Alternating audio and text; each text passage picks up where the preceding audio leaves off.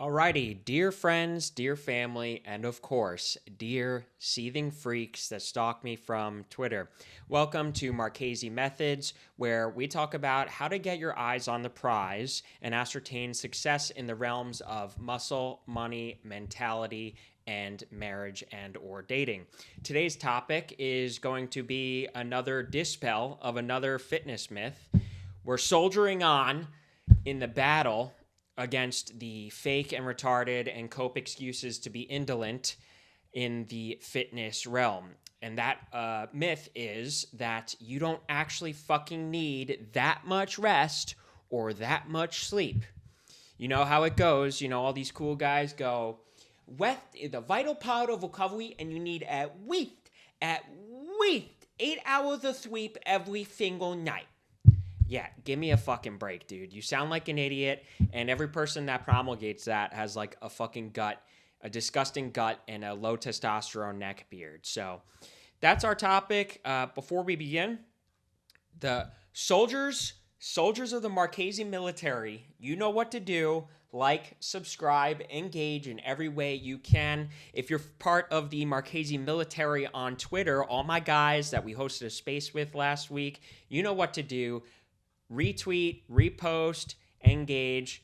It's greatly appreciated.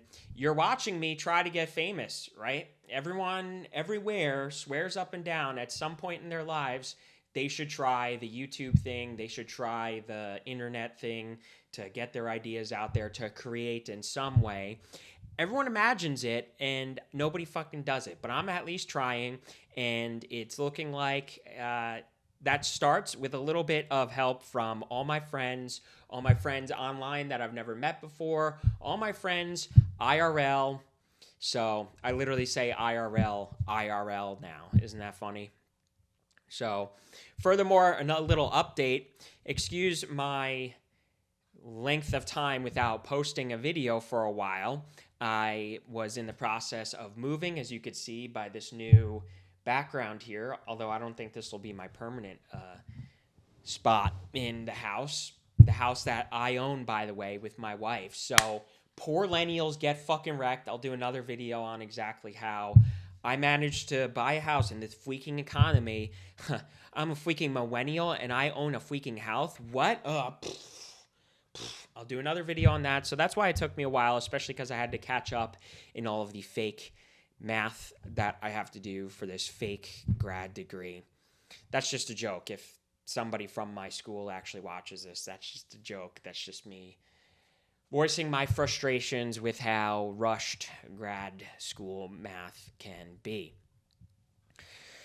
So, more updates. I am going to reorganize the services on my website. So originally I had it tiered by if you do a one-on-one with me, a one-on-two, one-on-three, and I did that strategy, that type of thing, where you get more per person per hour, the price lowers per person per hour, the more people engage for the hour. I think I'm going to reorganize that instead, as you do one session, and then if you do 4 sessions at once of coaching, it will greatly reduce the hourly price. So I'm going to do that.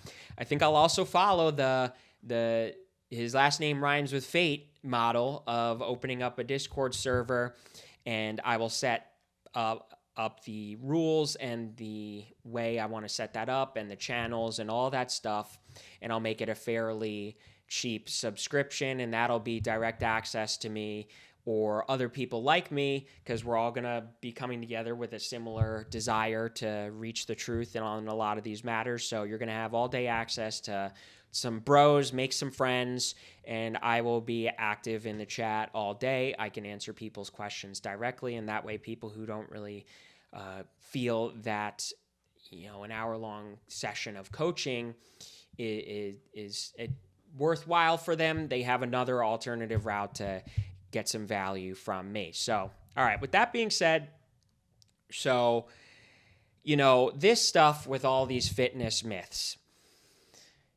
it's all just really an endless fucking battle on the Western Front of dispelling. They think they're the ones dispelling myths, those freaking jerk meanie myths that tell you to freaking don't rest and balls up and freaking work out. That's freaking mean. We're not supposed to be mean with this. That's not actually what the science says. Well, as it turns out, what they say is definitely not what the fucking science says. And this just goes to show that people attach to these myths because they speak to their little baby fucking peanut amygdalas, because they provide these beautifully crafted, sophisticated, robust excuses to just be a big fat fucking baby. And you could tell by the tone and how all these people speak these myths that that's how it is. But first, let's go with what they think they're talking about. Okay, so we will talk about where they really get this from. Checking my notes here. So firstly, let's start with the rest. So let's just start with a question as soon as you hear this. According to who and or fucking what is rest a vital part of recovery? What does rest mean here, too? That's a awfully vague, very easily interpreted term. And how is this even true when there are people who train every single day and work out every single day, and whose fucking jobs it is to practically work out for 8 hours a day, and then they still go do their actual workout and they do just fucking fine without this rest? You could even think of it too. Rest is the vital part of recovery. Isn't kind of the fucking problem that everyone's resting a little too much? Everyone's sleeping a little too much? That's kind of the fucking problem. Obesity doesn't come from working out too much, idiot. The massive obesity problem, the massive belly fat problem. And it's not just obesity, let me make that clear. The most upset people with their physiques are the people who have these mediocre looking physiques. Skinny fat, as some call it. I think the new way to say it is they have a lot of subcutaneous fat on their organs that's making them unhealthy, and they just kind of look very bland and not sexed up. We talk about the sexed up physique, right? So I'm a little more worried about getting too much rest than too fucking little rest. The problem, which is a better problem to have? Too much rest or too little rest? We know what happens when you have too much fucking rest. You become obese, you become a fucking fat slob, you become a pig, you don't get anywhere, you develop depression, you have exponential medical costs. That's like the entirety of the medical industry. You want to do like an insurance red pill, you want to talk about how freaking too expensive. If everyone wasn't just like such a fat piece of fucking shit, a lot of medical issues, a lot of issues with insurance would go away. But I digress a little bit. So where do they really get this idea from, besides their just coping, seething, fucking poopy pants, I just want to be a big fat baby? So there's two sort of definitions. Dude, seriously? There's two definitions of rest. And that is rest in terms of no activity, no overactivity, and rest in terms of no sleep. So where do they get the activity? No, rest is a part of recovery, activity idea from? Well, in short, very basic lesson on how muscle building works is you do contractions. Oxygen is one of the primary elements to that, but very quickly it burns up and it runs out. That's why you get out of breath very quickly, even when you're doing heavy weights. So how does the body compensate? It uses ATP, which stands for adenosine triphosphate. And you really don't have to know any of this, like fancy gay biophysiology terms. It uses ATP. I don't remember exactly how it goes, but something sort of happens, and then lactic acid develops in your muscle or builds up in your muscles from that process. That's that burn feeling that you get when you're contracting a lot. And that acid combined with just the way your muscles are being worn down forces them to fray, to break off a little bit, to fracture. That's why it hurts and it's uncomfortable. That's the sore pain you get the next day. Your muscles are broken, are frayed. Just like how you tug on ropes too much, you tug on even bridge cables, they have to get replaced and that sort of thing. They're broken down and thus they need repair. So the idea these people have is that if you break down the muscle and you proceed to break it down further the next day or in the next hour, whatever, you're not giving the muscle a chance to repair. You break it down even further before it repairs. And that sabotages the muscle building process because let's say you even do the two, let's just say it's commensurate linearly. You work out twice. Well, now your body has to come back from being double broken down. So it repairs just one level up. So you're still one level beneath broken down. And I'm not exactly sure of the mechanisms, but you could sort of reason that there's a problem where, the body's processes develop under this circumstance to sort of rush repair your muscles just to get them to be able to function well again. So sometimes that means they don't actually take the time to rebuild them bigger and stronger. They just take the time to get them back in functioning order, which means that they might not build up bigger and stronger. They might just build back to where they were at. So, and this is certainly reasonable. This is certainly plausible to suggest that that's the basic premise of how that happens. And thus you have that you must be mindful of how much work you are, how much load you are placing on your muscles per workout, and then how much time is needed in between to repair them. Now, for rest in the sense of sleep, these people get this from the idea, essentially really nothing to even do with muscle building, although I'll get to why they seem to think that is a part of it. And they basically get this idea from doctors and this sort of go around old wives' tale of you need at least 8 hours of sleep. Doctors recommend 8 hours of sleep.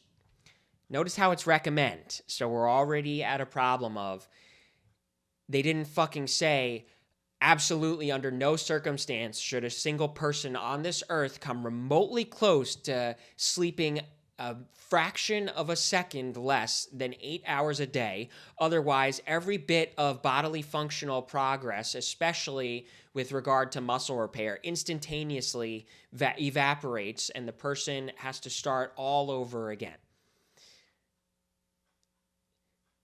These people act like that's what's implied there. And it's like, give me a fucking break, you big fat fucking baby. They half-ass recommend 8 hours, and they really always kind of say that they have no fucking clue about anything about sleep, and we'll get to that shortly. So, now let's start posing some questions, just rationally. And that is, do you really fucking need to be this neurotic about how much rest you get to get bigger, better, stronger, faster? We said earlier, isn't kind of the fucking problem that everyone rests a little too much? Everyone sleeps a little fucking too much?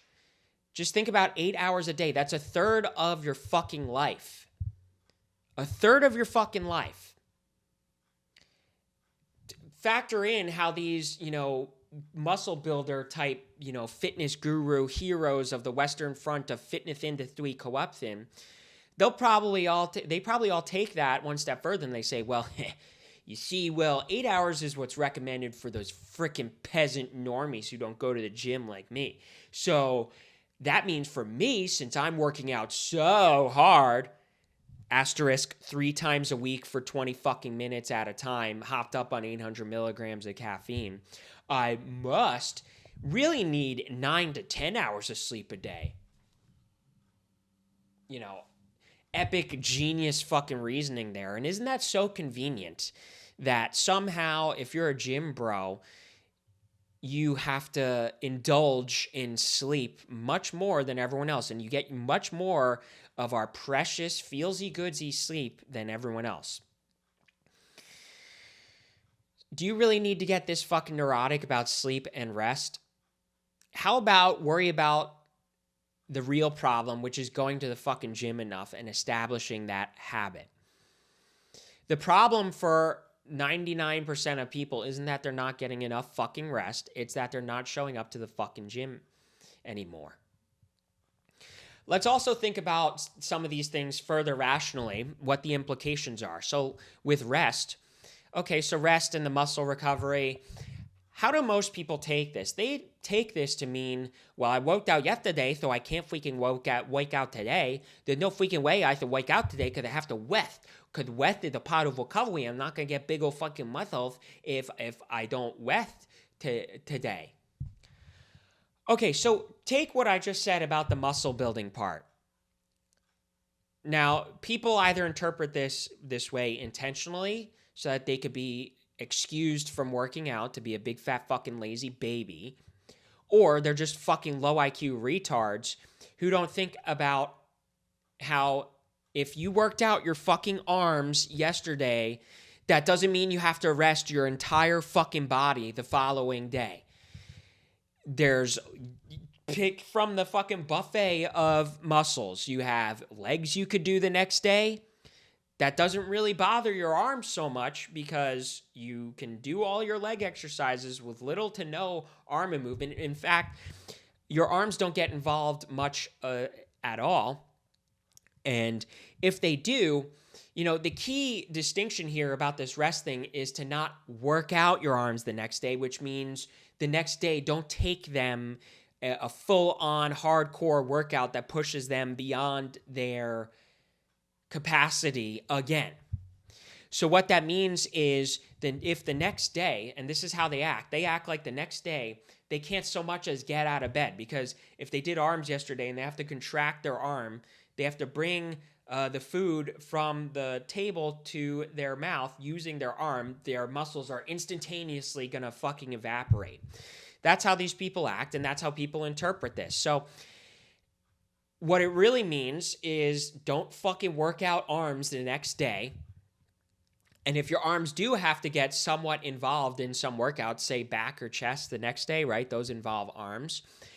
Your arms are not doing the heavy lifting of that fucking workout. So you're going to be fucking K, bro. They're not going to become a Chernobyl level nuclear disaster explosion of lactic acid in your fucking arms if you do chest or back the next day. It's chest and back day, which means your chest and back are getting worked out. Your biceps and triceps are secondary to those movements. And reality is they're not getting pushed beyond their capacity, so it's okay. And in fact, the fact that they're a little bit weaker the next day might actually help force more load on your chest and back, yielding you a greater, more challenging chest and back workout. What's more, when you do contractions the next day, moderately to low challenging contractions the next day, it forces quite a bit of blood flow in your muscles, which is good. You know that feeling when they're sore and when they're all lactic acidy, they kind of shrivel up. And that could block off blood flow. That could make it hard for them to repair. If you're forcing vasodilation, if you're forcing blood flow in there, that blood is delivering the necessary nutrients to repair those muscles. So, in fact, working out the next day helps fucking recovery.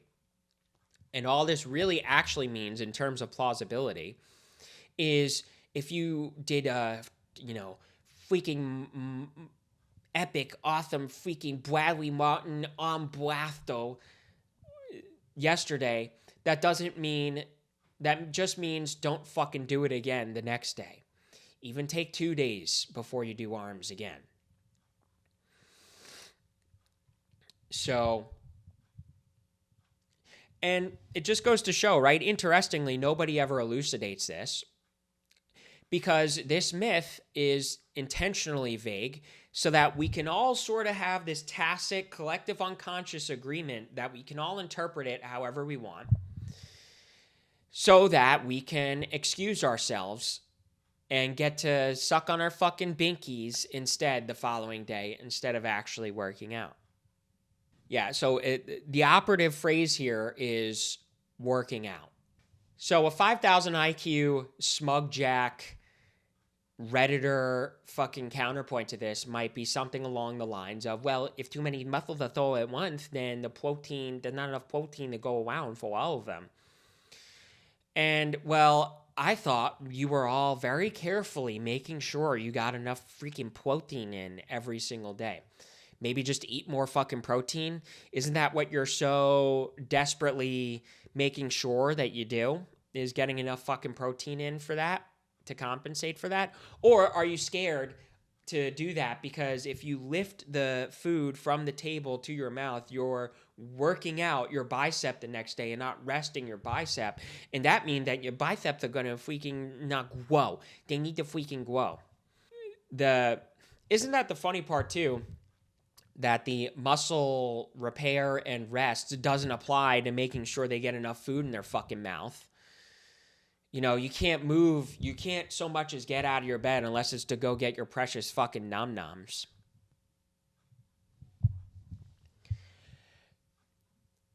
So a secondary layer to this is, how do you know when to rest then? And people use I'm tired as a barometer, whether or not they feel tired. Now, that might sound like it makes sense until you realize people notoriously conflate the feeling of tired with just not feeling like doing it.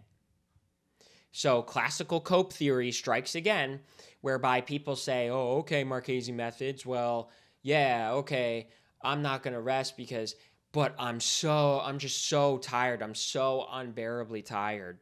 You know, forget all that soreness stuff. I'm just so unbearably tired. 99% of the time, you're not actually fucking tired. Your physique is designed to survive in environments from 10,000 years ago. Take a marathon, right? What is the story, the origins of marathons?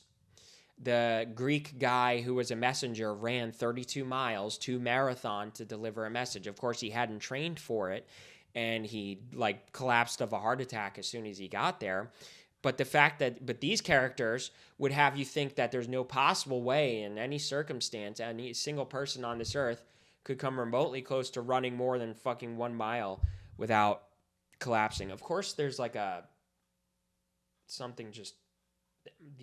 FBI agent just threw something in my eye to irritate it right away. To dramatically irritate it. So anyway, so chances are you're not fucking tired. Chances are you're well within your capacity to work out. Does that mean become a freak and sleep on the ceiling and make your house temperature negative 32 degrees to prove how tough you are and to, test all of that? No, don't become a neurotic freak about it. Don't become neurotic the other way. But all that means is stop conflating I'm tired with I don't feel like it. A good way to tell the difference is to force yourself to show up to the gym anyway. And then if you're really that much slower and you really can't even get the same amount of reps or the same weight that you usually can, then you are tired. And you don't even have to go that far. You just have to be honest with yourself. You have to seriously be honest and evaluate it. And it might take a moment to sit there. You might have to sit there for 10, 20 minutes and evaluate whether or not you actually feel tired versus you just don't feel like going. So overall, peddlers of this myth put on their fucking best Oscar-winning performance to incite panic amongst all their theatrics at the prospect of working out 2 fucking days in a row, because that would hurt their big fat lazy baby indolent lizard brains that are screaming at them all day every day to indulge, to fuck off, to be lazy, to optimize energy, and to ameliorate the superego-induced guilt associated with that. they come up with all of this bullshit excuse to suggest that they're actually doing the right thing by resting. So similarly with the rest, you need at least 8 hours of sleep. Similarly, it's pretty vague and unclear as to what that prescription actually is. They say at least 8 hours, but does that mean what? 8 to 9 hours? Does that mean 8 to 10 hours? I mentioned it earlier, the example of a classical cope theorist, mediocre 3 times a week, faux gym bro, who will use that to say, well, since I'm such a tough guy and I'm working out so hard, I actually need at least 10 hours. And just to play it safe, I'm going to do 12 hours, actually. So the prescription there is very quickly and easily taken in 1 or 2 steps to being just a fucking baby and spending half of every day asleep. 10 to 12 hours, half your fucking life asleep to make gains, trademark gains. So now they might think that they're backed with their Leheckin effing freaking cool science, but let's actually take a look in the science, because I looked this up many years ago. I just thought about it and I was like, everything I ever heard about fucking sleep is about the fucking brain. All they ever talk about with sleep research is the brain. So let's start with the first example, and that is the experiment in 1964 the guy named Randy Gardner did. And that experiment was he tried to stay awake as long as possible.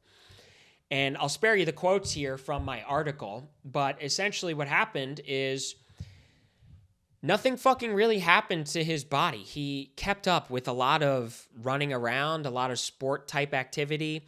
He wasn't lifting weights per se, and I'll get to that shortly. But the decline was cognitive. He was like slow, and really the most insulting thing that was said in this was that these researchers said, significant health declines. And what was the health decline? His mood declined. That's not even a fucking health decline, dude. That's not a fucking problem. His mood declined. What is that even? So what? He was a little bitch? Okay. Even when you're super tired, you could just decide not to be an irritable little bitch. That has nothing to do. So what? We're going to sleep 10 to 12 hours a day to make sure that we're not having moodsy, badsy, feelsies? Fucking seriously? And a lot of the cognitive stuff he still kept up with. My first thought from reading it was he subtracted from 100 by 7, so it was 93, 86, 70. No, that's, hang on. 93, 86. So, no, it is 7s. Okay, Marchese actually has a low IQ moment where thought I screwed up there because I was thinking multiples of 7. Maybe I'm the one cognitively declined. But anyway, he kept going until like 65 or something like that. And then he stopped because he forgot what he was doing. And it's like, okay, that's a little spooky. That certainly is indicative of a cognitive decline. But researchers that did this even argued over it. One guy said, his health decline was so significant, probably because he was just a big fat fucking baby himself. He was like a woman who like gets uncomfortable when people are moody. And then the other guy said, yeah, okay, it really wasn't that fucking big a deal. Definitely don't like go however many days without sleeping, but it's also like bro was slurring his speech and a little like retarded. Okay, he wasn't fucking on death row. So the physical stuff, though, so for all these characters that swear up and down that, you need sleep to do mental recovery, he himself said, yeah, I didn't really feel like a physical decline. Now, Reddit midwits might come in and say, well, hang on just a sec, Marchese. Well, you see, he wasn't working out, so it doesn't actually count. And his muscles weren't having to do significant repair from working out because he wasn't working out so hard. So first of all, so just like anything, your car, you might not be flooring it all day on your car, but your car wears and tears. even if you take good care of it, which means it needs repair. Similarly, every day, your muscles, just from little activity, still sort of wears down, gets weakened, and needs repair. So it follows that you would expect to see some sort of weight loss decline, some sort of significant, or not even that significant, but at least a marginal decline in his physical capabilities, in his physical appearance, and what he was capable of doing muscularly, I guess. Right? Because these characters swear it is so freaking heckin' important that it would necessarily follow from their dramatics and their theatrics that just in this experiment, even though he wasn't working out, he'd be fucking dying on his deathbed, barely able to fucking move. But he wasn't. So, further, even if there were a marginal effect on his muscles, the dramatic difference between how much it affected his brain versus his muscle and body highlights that perhaps sleep has nothing to fucking do with the body and the physique, and perhaps it's almost entirely a brain process. It is a process that pacifies something in the brain, given such a dramatic difference. And that's exactly what all the heckin' effing science research points to. So, for example, there was another publication that I found that specifically investigated muscle recovery when sleeping. And I'll read you a little bit from it. And it says, muscle voluntary contraction and serum creatine kinase increased equally over the study period in both conditions. From the cytokines evaluated, only IL-6 increased in deprivation. No differences were detected in testosterone levels between conditions, but IGF-1, cortisol, and cortisol to total testosterone ratio were higher in sleep deprivation. Conclusion: total sleep deprivation after EEIMD did not delay muscle strength recovery, but modifies inflammatory and hormonal responses. So now, eternally seething cope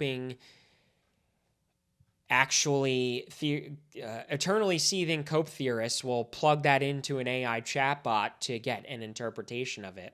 And they'll say, well, actually, the study only measured acute skeletal muscle recovery. Oh, well, cortisol levels are elevated, and when the testosterone to cortisol ratio is out of balance, it causes issues with muscle repair. And they further said at the end of the study, there was another one that did say sleep deprivation impaired recovery.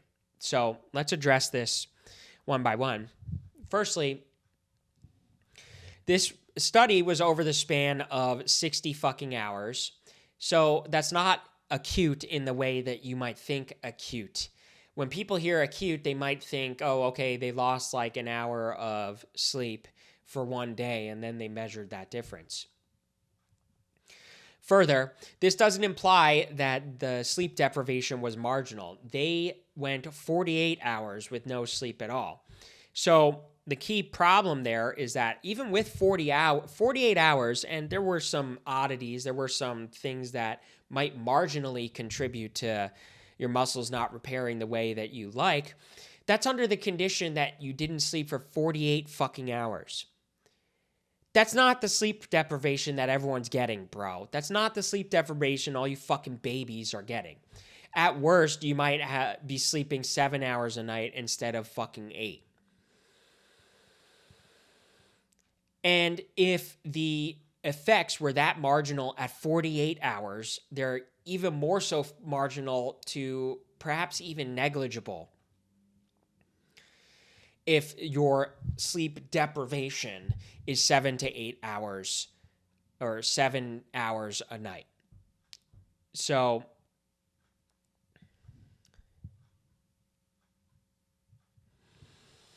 now, even if somebody is chronically sleep deprived, they might get 4 hours of sleep, 2 to 3 nights a week. Same thing applies. That's nowhere near the same effect as 48 hours. So Now, cortisol sure did elevate, but to what degree? And was that degree enough to impair muscle recovery, to sabotage it? I don't even have to know much about all that stuff. There's a bunch of biophysiology homos online that, pseudo-intellectuals that know all about that stuff. So I'm sure they can't wait to fucking comment on this and lap up the excuse to show off what a smarty pants they are by talking about the cortisol, the precise level. But it wasn't really specified. And given that it wasn't specified, chances are it wasn't enough to really significantly sabotage muscle repair. Now, they also took this experiment a step further, and they noticed that the cortisol issue was practically resolved with proper nutrition. So although cortisol elevated with sleep deprivation, they were fed well and fed healthfully, and that significantly reduced the cortisol elevation. So even more, what this just tells you that even if you are sleep deprived, by the way, you could just not be a fucking fat baby eating fucking junk. You could just eat healthfully, and you could totally, completely ameliorate those effects to the point that they are neutralized or negligible. So now the study that they said, well, actually this one said that it did impair muscle recovery. No, this actually talked about muscle recovery as it pertains to the capability to cycle the same amount the next day. Cycle is in riding a bicycle. So they cycled one day, they were sleep deprived, and then they cycled again, and they kind of slightly sucked a little bit worse. Okay, yeah, no duh, that's going to happen. That still doesn't imply that it doesn't follow from there that under no circumstance should a single day of your life ever come remotely close to sleeping a fraction of a second less than 8 fucking hours in one day. What's more, when they talked about peak power output in that study and all of that, the most prominent thing they had to say about the effects is that the cyclists felt less motivated the next day. So isn't this interesting how people really aren't preoccupied with the actual objective, I hate using that word because so many people are so gay about it, but the objective, concrete truth biophysiology that they claim to be about. And that is because they consider feeling less motivated to train on the same level as that. In other words, they're just preoccupied with what they fucking feel like and what their little baby feelings are telling them. Oh, I feel less motivated the next day. That must mean that there's no possible way that my bioanatomy can pull off the same thing. They're all the more concerned with making sure they don't feelsy-badsy the next day rather than the actual implications biologically for their muscles. Eternally preoccupied with making sure they don't have feelsy-badsies and instead have feelsy-goodsies. Do you see where all this stuff comes from? The conjecture that I'm making is that this stuff is obviously bullshit. You just look it up even a little bit, especially with AI chatbots to give you studies fairly easily. Very quickly, this stuff gets dispelled. So why does it hold on for so long? And that is because it provides people with every excuse under the sun to ascertain feelsy-goodsy lizard brain feelsies and avoid feelsy-badsies. It's the eternal optimize energy. It's the eternal I don't want to be uncomfortable. And I'm going to use every excuse under the sun to reconcile that. And I'm going to use those excuses especially to combat the super ego induced guilt in my mind regarding that the truth is I actually just need to quit being a fucking baby and go to the gym and be fucking serious. Now, I'll take this sleep stuff further. I remembered reading a long time ago was some sort of study or something that suggested that sleep, we don't really fucking know anything about it. And this was from 2 Italian researchers as late as 2005. And they basically said up until that point, so this is up until 2005. Think about how long research overall has been around, and research about sleep has been around. Up until 2005, still nothing was fucking known about it. And they were in fact saying, well, what if it was just an evolved extreme indolence, extreme baby fucking lazy behavior? So now, the Italian study was in 2008. The one I found in 2005 is more so just like a news site. And that is that the functions of mammalian sleep remain unclear, and it's not quite so ubiquitous. Although all these animals sleep a lot, the functions that sleep serves could be drastically different amongst the species. All right, so now the Italian researchers do dispel the myth that it is indolence by coming up with a couple rational positions. And the first one being that, well, if it was indolence stemming from meeting your needs, all your other needs, and sort of conserving energy, it would follow that there are some animals, and exclusively indolence, meaning that it doesn't meet any other needs, then it would follow that there are animals who go without sleep because they're never ahead on their needs, and sleep isn't actually a need. And up until this point, we don't really know if there exists animals, particularly mammals, that don't sleep at all.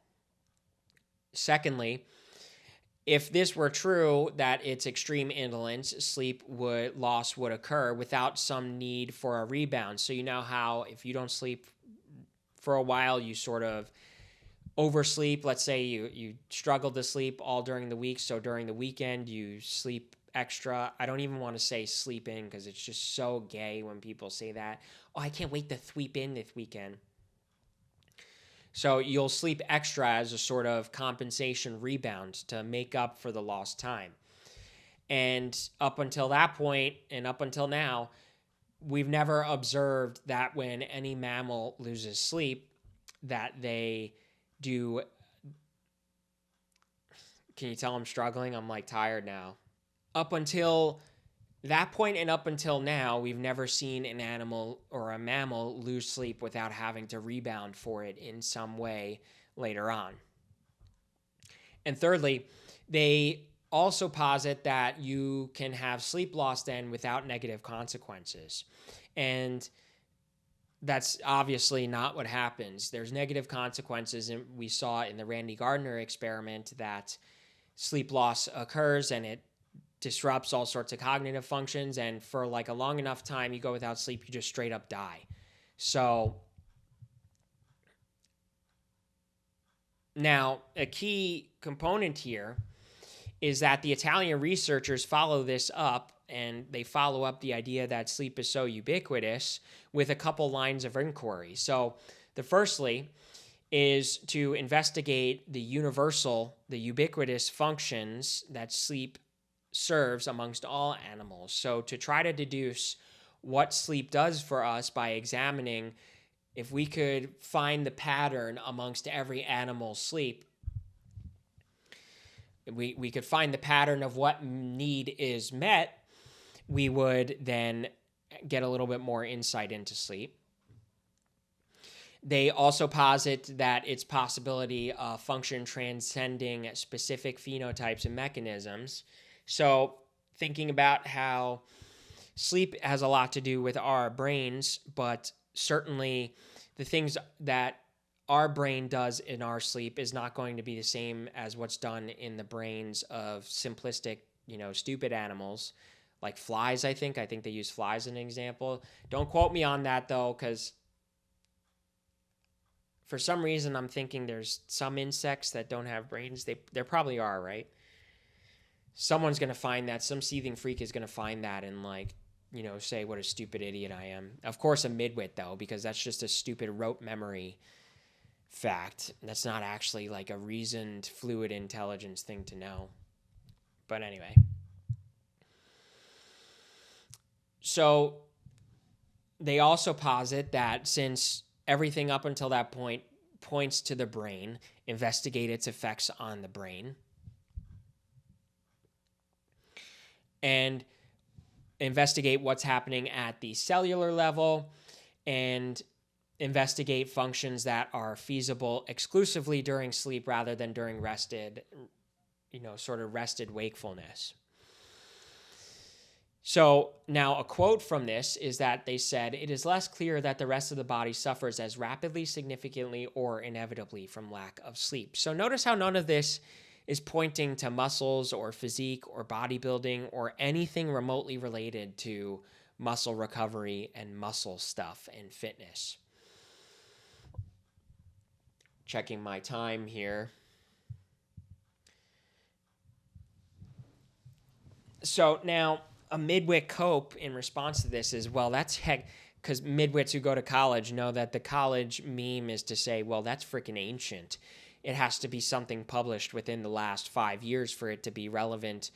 And isn't that so funny? Because that just rationally doesn't make sense. Because if they trust the heck in science so much, then necessarily they trusted the science in 2010. So if something was true in 2010, how does time passing necessitate that it's no longer true? That doesn't make sense. That doesn't even make sense rationally in terms of what truth is. Truth exists and is transcendental irrespective of how much time has passed. So, can you tell I have total anathema for midwits? So now, okay, last 5 years. So I found something from Harvard, our precious Harvard Medical News. Bruh, I am tired, baby. It's weird how, depending on the time I do this, I just become total tired, baby. So, the quote from the Harvard Medical Review is, "Sleep is one of the most essential human activities, so essential, in fact, that if we don't get enough sleep for even one night, we may struggle to think, react, and otherwise make it through the day.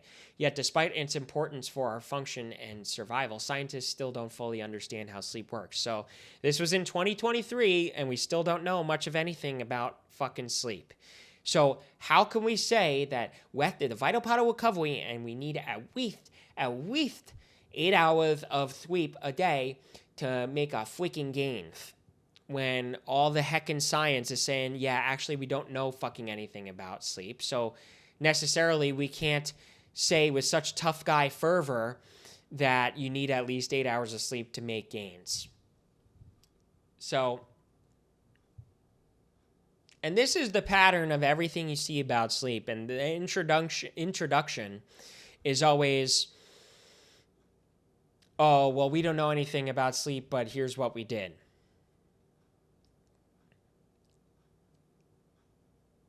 Now, another quote I have from that study is, "We are now realizing that while sleep may be for the brain, it's not just for the brain. Sleep is a super old behavior that we think originated in the earliest animals." Get wrecked, Marchese Methods. But it continues on. To investigate this further, we stained different organs in sleep-deprived flies with markers of cell damage. We found that in the gut, there was an increase in oxidizing molecules, and the peak of oxidation correlated with the inflection point where the flies started to die. We confirmed this finding in sleep-deprived mice. But when we gave sleep-deprived flies antioxidants or turned on antioxidant-producing genes in the gut, we found the flies could survive on little or no sleep, suggesting that the gut is a really important target of sleep. So look what we have here. Still nothing to do with frickin' muscles. And would you look at that? You start to die because of oxidation in your gut. But then they literally tested, okay, what happens when you give antioxidants to animals when they're sleep deprived and like about to die because their gut's oxidizing too much. And voila, they survive on little to no sleep. Well, what happens with flies doesn't necessarily translate to humans. Okay, how far are you going to take every last little cope? Why would they even study flies in the first place if it has nothing to do or no similarities to the behavior of humans? So Relax. This doesn't mean I'm saying sleep on the ceiling, sleep for 10 minutes your whole life, and soldier on to work out 14 hours a day. Okay, I'm not getting there, but this certainly points to the idea that sleep has nothing fucking do with muscle recovery, and you could even, in fact, negate the effects of sleep deprivation. So, I really got to start writing notes instead of reading straight from my article, but then I have to like read it again, then bullet point my points, and I just haven't had time for that. So, a counter argument might be, oh, yeah, well, this might indirectly affect muscle recovery because the brain's responsible for sending the signals to muscle repair. And that turns out to not be true still. Muscle damage and cellular repair of that muscle damage is localized, meaning that the cells conduct this autonomously, absent the brain's signaling. I'm sure you dig deep enough, there's some sort of signaling there, but a lot of your cells in your body are living and conducting functions absent signaling from the brain. You ever see those videos of a white blood cell floating around, checking everybody out? It's kind of funny looking. And it's really funny looking how personifiable they are, right? So they're looking around. Obviously, it's totally absent signaling of the brain. So shut the fuck up with this cope.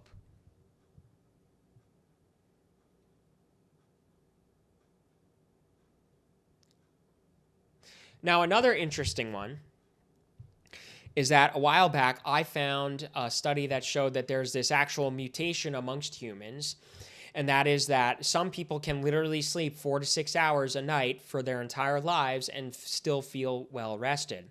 And every study on this has found that these characters, now the key distinction is all they really know is that they feel well rested.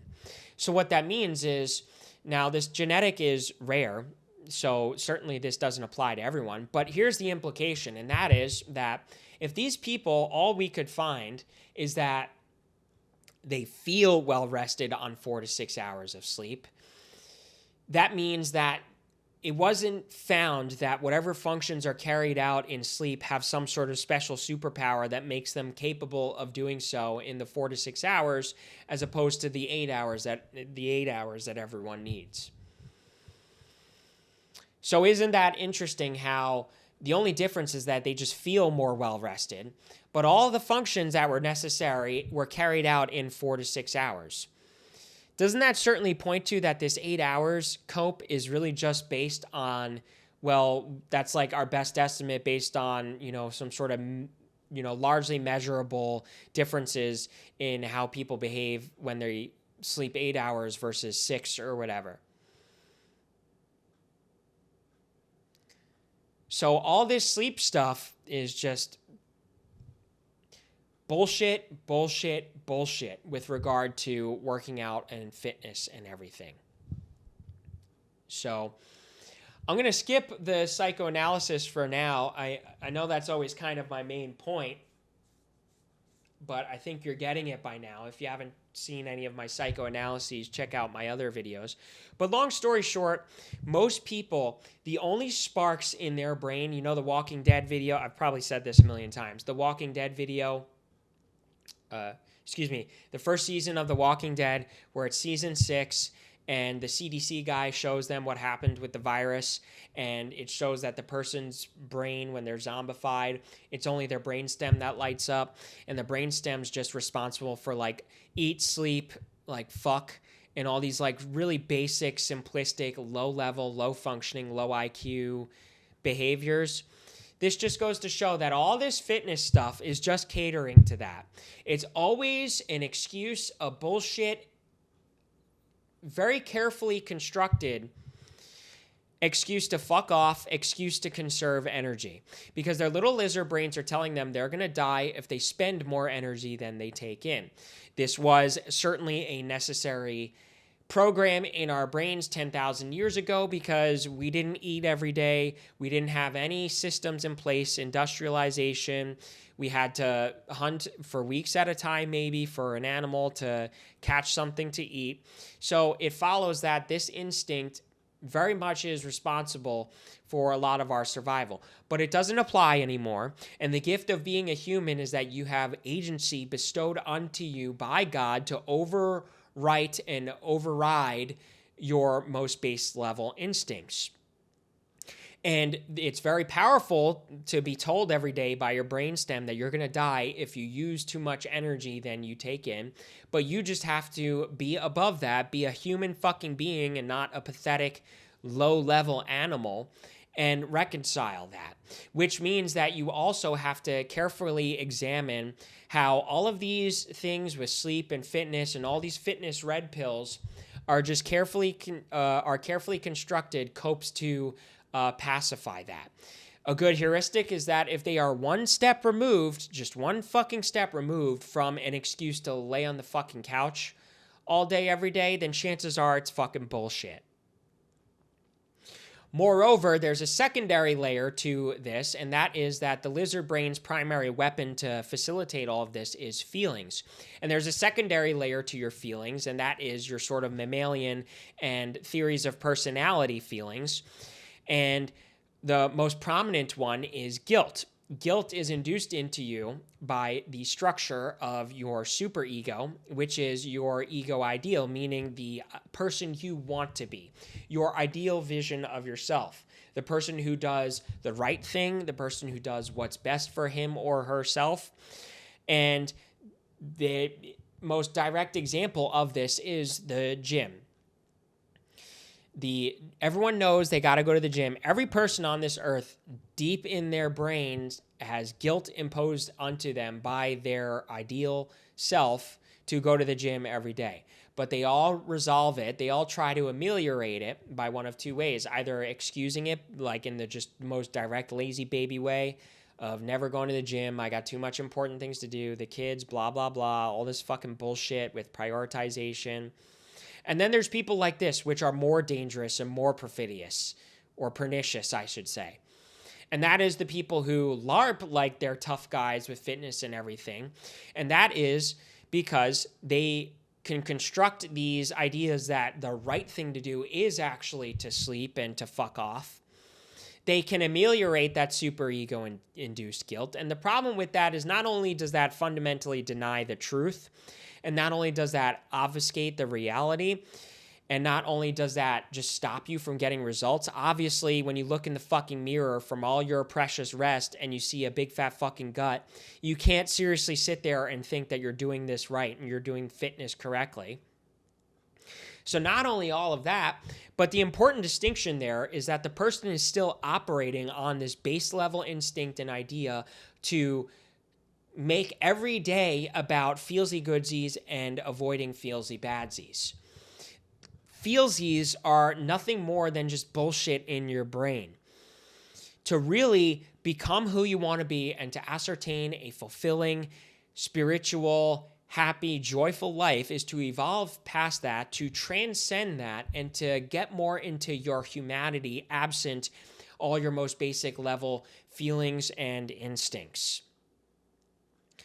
So in this case, as it applies to fitness, not only can you directly debunk it, but like we just did and we spent most of our time doing, but it's very clear that when this stuff just sort of seems to be bullshit and come up with an excuse to fuck off, it obviously is, and you don't even have to dive into neurotic studies to prove otherwise. With that all said, this certainly doesn't mean don't sleep ever and don't ever go a single day of your life without working out. Sometimes it happens. Sometimes I don't work out. All this means, for example, with the weightlifting, this means that just if you do arms today, do fucking legs the next day, and then do back and chest and all of that. And actually, you'll find that you could do arms one day and then back and chest the next day. And it's not a big deal, as we talked about, with regard to working out being the operative word, namely that the next day, if your biceps and triceps aren't turbo blown out by doing another bicep and tricep workout, you're going to be just fine. So that's everything from me this time. Sorry about my moments of low IQ brain melting from being a little tired. Right now, I'm coming up with excuses. But hey, don't be a TikTok brain rot and just exit out of the video when that happens. All right, you got to stay loyal. Marchese military soldiers got to stay loyal, and you got to stay loyal. You got to be serious and sometimes put up with the moments of your attention span going away. Train your brain as well as your mind. So, with all that being said, the real key distinction here in one phrase is to get your eyes on the prize. If you can kind of develop a sense for something's not right, the way you're doing this fitness stuff isn't generating the results you want, you can sort of feel this vague, visceral sense that something's not right, you're still not happy, you're still not content with your results, then you know that you got to get your eyes on the prize and give up whatever bullshit cope and feelings that you're currently operating on. So that's going to do it from me today. Remember to like and subscribe. Check out my website, marchesemethods.com, for coaching. I do one-on-one coaching, and I soon will develop that into one-on-one coaching. You could purchase one session with me or 4 sessions at once, and the 4 sessions will be cheaper per session than one session. For those of you who have come with me on coaching already, I will send you an email regarding that because the prices will change on that. So we'll do like just a free additional session to make up for those price differentials, or free session or 2 depending on how many you've already done with me. So, and the Discord server will soon be announced. So, eyes on the prize. Thanks for tuning in. See you next time.